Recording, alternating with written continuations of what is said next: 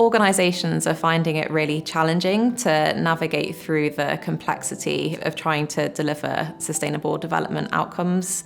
They've got TCFD, Scope 3, TNFD, the UN SDGs, and they find it hard to see through that complexity. That's what we can do, help them to navigate through the muddy waters and to help them to see where they can actually achieve the most sustainable outcomes for their business.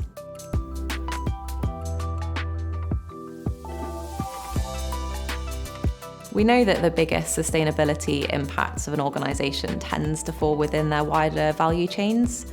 So it's really critical for us to start to get an understanding of an organisation's Scope 3 and value chain carbon footprint to at least help them to understand the shape of what their emissions look like and where to focus their efforts going forward. It's often a balancing act of making sure that you have good enough data to be able to track and monitor your progress towards net zero, but making sure that you're not spending all of your time and effort gathering data when you could be making actual emissions reductions. The most important thing is to start to get an idea of the shape of your emissions, because then you can start to see where you're most exposed and where you can make the biggest impact towards net zero.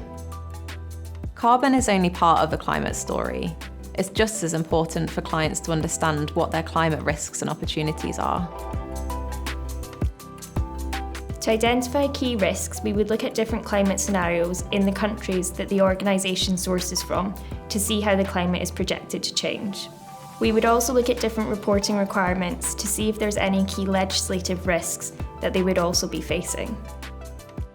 Part of working for an international consultancy is being able to reach back to colleagues globally to understand some of these potential impacts in more detail from a local perspective. Understanding nature is still an emerging area for many organisations, and there is a number of angles and aspects for them to consider. We're helping our clients overcome a number of challenging questions like what an organisation's impact is on nature. And from an operation perspective, can organisations really sustain themselves if they don't truly consider their environmental risks?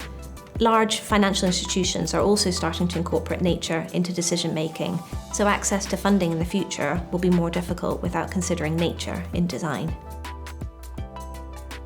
Being sustainable can be seen as complex.